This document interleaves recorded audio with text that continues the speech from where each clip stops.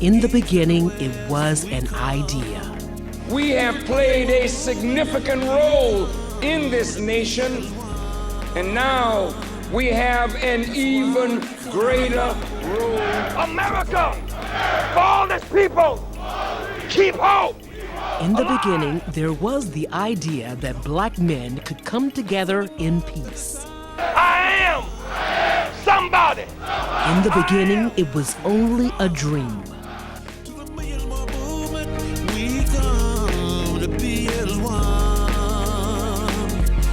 That's why we come.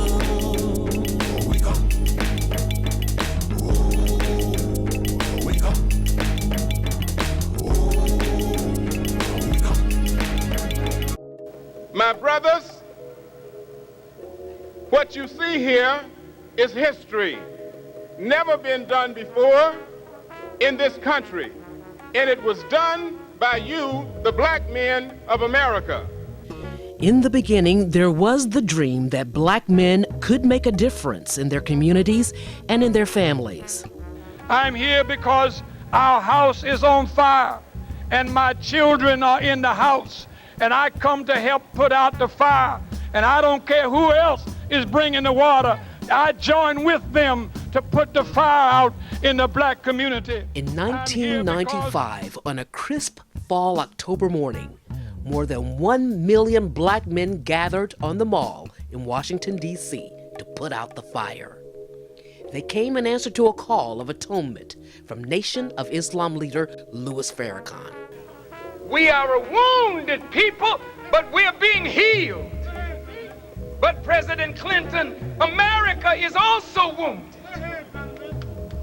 And there's hostility now in the great divide between the people. On October 16th, 1995, black men, young and old, rich and poor from the north, south, east, and west, peacefully gathered on the Mall in the nation's capital, surprising the world and giving birth to one of the most historic gatherings of all time, the Million Man March.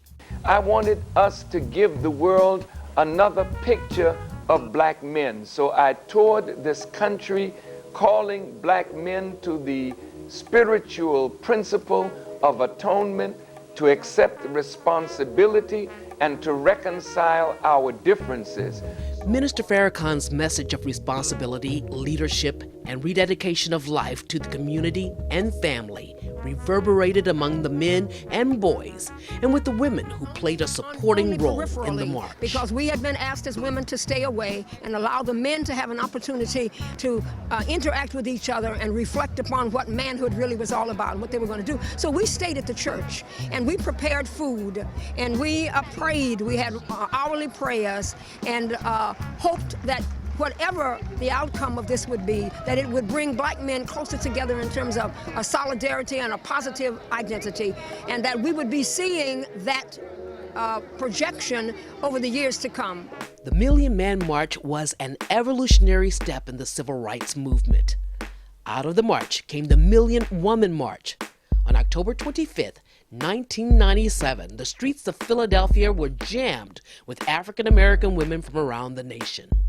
It took the country and Philadelphia by surprise. More than 1 million women. What a picture it made on the steps of the Philadelphia Museum of Art. It was a day of prayer and singing and speechifying to show unity and spotlight the work to be done in the African American community.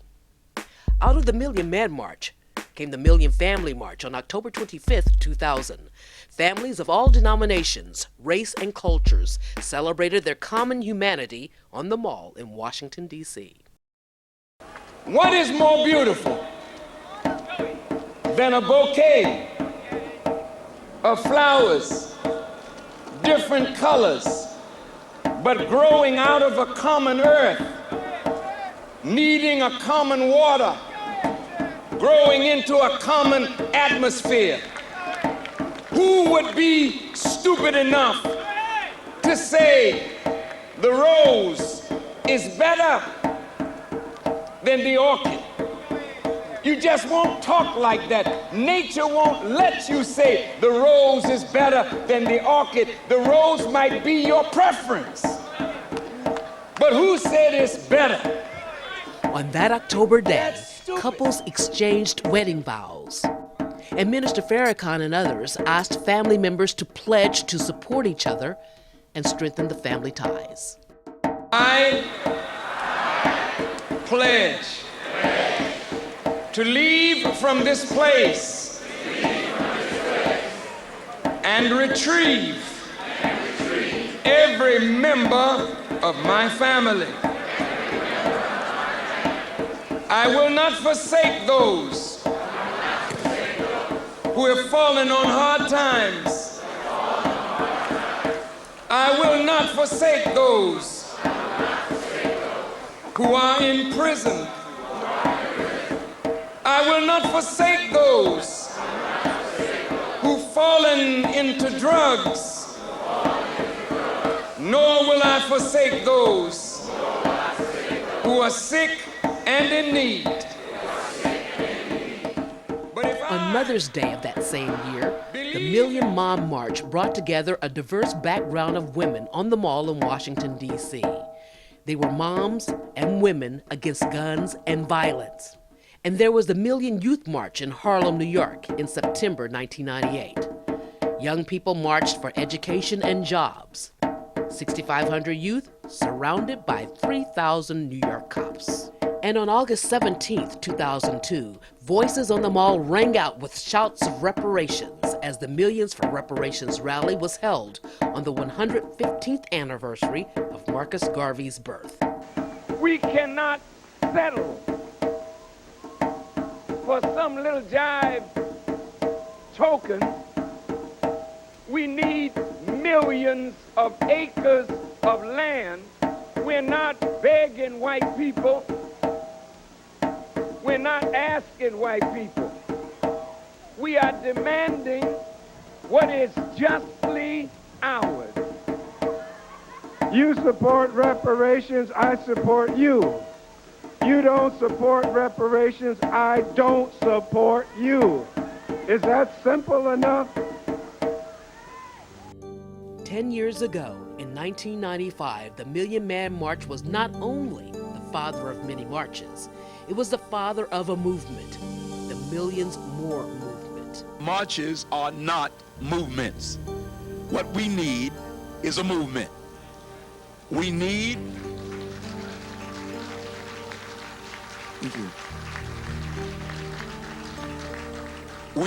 an ongoing, sustained, consistent, concerted, divinely inspired movement to uplift the poorest and the most downtrodden among us. This is really a time when self-help proves to be the best help. And in this movement, we are helping ourselves. Women have carried a major role in the civil rights movement. In fact, women and children and youth were the backbone of the civil rights movement. We've been in every struggle, but now we're at the place where we have the opportunity to build on what happened in 1995. A plan will be in place for those who follow behind us to carry on until total freedom, justice, and equality is won not only... When Farrakhan called for the Million Man March, black men in America as a group were in trouble. Young men were being gunned down on the streets of America's big cities in drive-bys. The crack cocaine epidemic, accompanied by terrible violence, was in full swing. There were excessive force cases being filed against police departments around the country. More black men were in prison than in college. It was on this backdrop that Minister Farrakhan called black men together. I wouldn't feel right not coming to an event where just a mass of my people, 1 million, I believe to be today, are here, for in the same interest. For unity amongst our race, and just to tackle a lot of issues that we have. So, if I wasn't here, I wouldn't be doing my part as a black man. Just us coming together, regardless of our differences, cultural, religious, regardless of our differences as a people, putting that to the side and uniting for a vital cause, because that's the only way that we're going to elevate and progress as a unit, Some good things happened in the black community around the country because of the Million Man March. At that march, we had 25,000 people, young children in orphanages. Every one of them have been placed in a home. We have adopted prisons. We have gone back into our cities and started mentoring groups to make young men take the responsibility of their wives, their children, and their communities. So a lot of those goals were accomplished, but the main goal was to show the world that black men are not thieves and robbers and cutthroats and wild, savage people, but that we can compete with the world as a highly intelligent, civilized group of persons. You know, not to mention that the Million Man March registered hundreds of thousands of voters, and that was very significant, we believe, in the 1996 election. And so the goal of increased political participation was met through the march. As well as the spirit of the march, crime went down in major cities as this spirit of responsibility covered the country. I think that the goals were clearly achieved, but I think that's why 10 years later we must regroup, come back to the landmark, and do it again, because our people and this nation needs this type of inspiration. But that march was not without controversy. Minister Farrakhan was the leader, and over the years, he has been accused of making inflammatory statements about Jews. Some leaders in the black community were afraid to be associated with him for that reason. We need to come together to deal with the pain of our people. We may approach it from different paths, but we're on the same road, and that road is being cut off by the forces that play on our disunity. We want youth gangs to see the unity of the leadership of their community so that we can, with credibility, tell them to lay down their arms and stand together, because what we are opposed to is much stronger than our little divisiveness between us. I stand here today knowing that you are angry, that my people have validated me. I don't need you to validate me.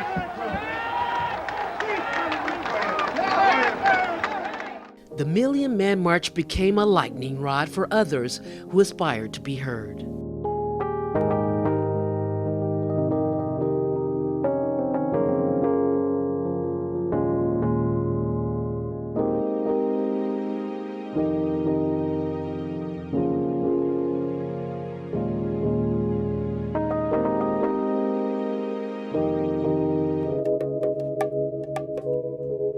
The millions assemblage is still not finished.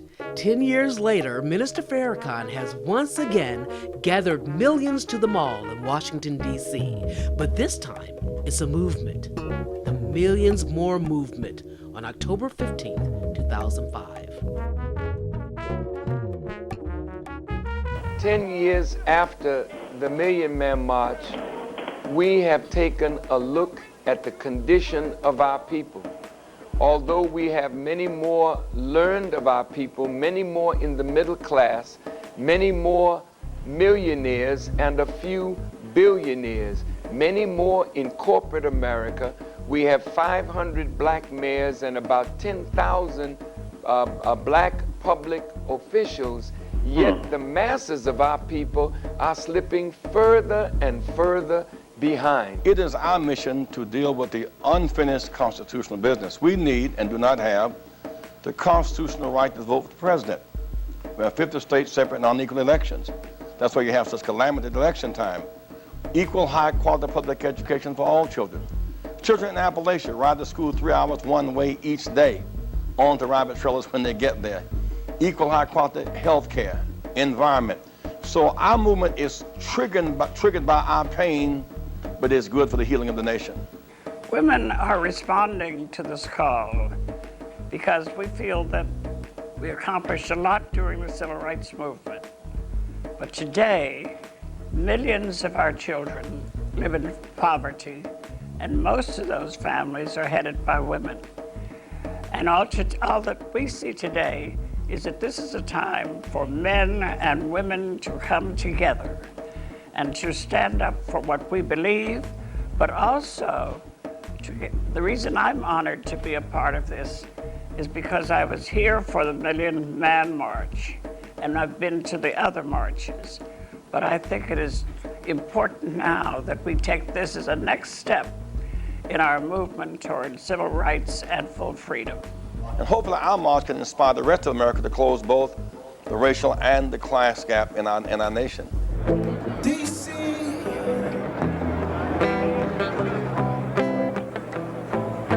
Black people, if you don't have no fear for the government, please stand up. If you're not scared of George Bush. Thousands and thousands did come together on the Mall for the Millions More movement on October 15th, 2005. If you want the troops to come home, you gotta stand up. If I was president, I get elected on Friday, assassinated on Saturday, buried on Sunday, they go back to work on Monday. If I was president. This time around, there were women, children, and men of many races. Movement leadership had a lot to tell them. Unity around common interest was high on the list. We may have come to this country by different ships, but we're all in the same boat now, and that we have to learn how we work together. And in the civil rights movement, we learned that unity did not mean the same or that uniformity, but that whatever our differences, we learned to get focused. We should form our own political party. Think about that. Form our own political party. With just the Hispanics and the blacks, we have 65 million people. Add the million of us, that includes the breeds. Add the million of us and we make it 66 million. So this is what we need to seriously talk about, because you know and you've heard and you've lived the fact that the Demo-Publicans are impotent. And of course, Hurricane Katrina was on everybody's mind. Civil rights leaders vowed to make Washington power brokers do right by working people rebuilding New Orleans. They suspended the Davis-Bacon Act, which means that workers in New Orleans will not be paid the prevailing wage. But they did not cap the wages of Halliburton, who got the first no-bid contract for Katrina. Last week, the Secretary of HUD, Alphonso Jackson, speaking for the administration, said New Orleans will not be majority black again anytime soon. The population will go from 70 to 35%. Ninth Ward should not be rebuilt. If these demographics projected by the administration hold up, will change the political character of the city, the mayor's office, the Congress, Senate, and the governor. I believe that we can charge the government with criminal neglect of the people of New Orleans, Louisiana, Mississippi, and Louisiana in particular. I believe, and we need to look into it, since we can't sue the federal government, we can sue Homeland Security and FEMA for criminal neglect. I think we need to look at a class action suit on behalf of the citizens of New Orleans who have lost everything, and the government is not acting responsibly to give them back what they have lost and return them to their homes. Speaker after speaker ticked off issues of concern facing the African American community and the poor. Issues like poverty. Are we ever going to get serious about eliminating extreme poverty in this country? I say to you today, that's not a black and white issue. That's a wrong and right issue. And America's got to get on the right side of doing something to help those who are socially, politically, and economically and culturally disenfranchised. And so we come. And there was a demand for an end to taxation without equal representation for D.C. residents.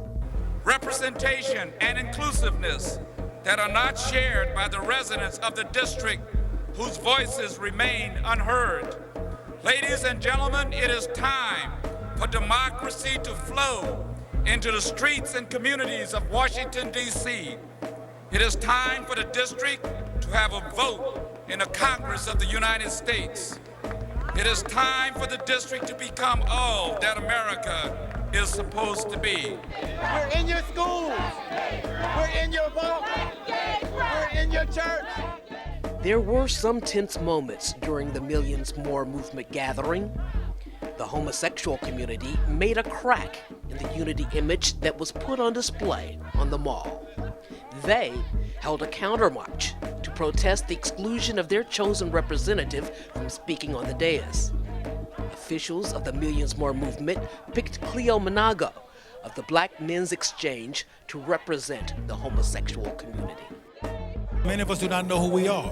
We need healing opportunities, particular to the Black experience, that explicitly acknowledges our diversity, which would include same-gender loving sisters and brothers, non-religious folks, powerful women, people who are differently able physically, and others loyal to Black unity, life, and success. Controversy aside, if there was an overriding theme for the Millions More movement, it was unity. The more we are organized, the more we can generate power to change reality. The more we unify, the more power we can generate to change reality. Minister Louis Farrakhan gave everyone their marching orders. If we go from this place and mobilize and organize street by street, block by block, house by house. In the beginning, there was the Million Man March. It was a dream. It was an idea. It became a vision for the future. The Millions More movement. The next step for social justice. That's why we come. We come. We come.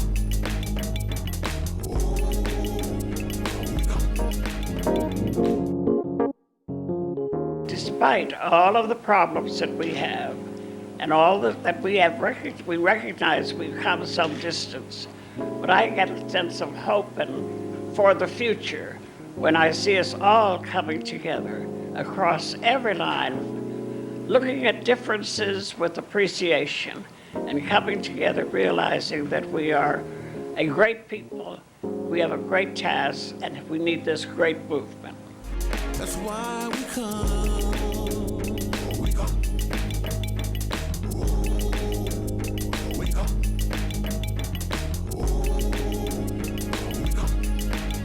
So don't think that just by coming down saying what you have to say, everybody listening, they got cameras every place, all kinds of stuff, that's going to change everything. No, what it does is it alerts people to the fact that Joe over here has a good mind that's analytical and he's doing so and so and so, we better track Joe. You see? But the women, I tell you what we are. We are the armed underground. That's why we come. We come. We come. So some of us will sit back and talk about should we march, but others of us will do the work. If you don't want to march, sit down. If you scared, say that. And sit down and shut up and let those of us that are not scared come to Washington and say what needs to be said.